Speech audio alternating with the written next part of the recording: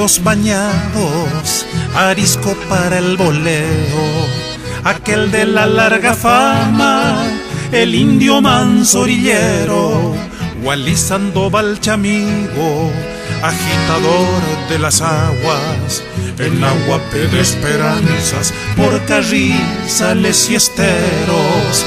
El sol ya quebranta el alba por la laguna verá, persiguiendo madrugadas se agranda en la soledad la leyenda de su cuero y su rifle 22, perdido en el horizonte braceando su botador.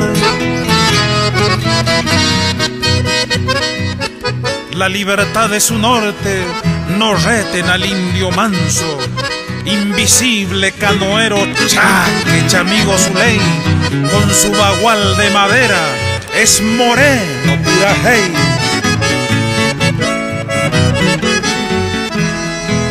Gondolero de las islas, mariscador de corrientes, navegando entre los vientos, flotando para el poniente, por su raza y arrogancia tiene la fama ganada, su canoa marinera fija, chuza y piracera.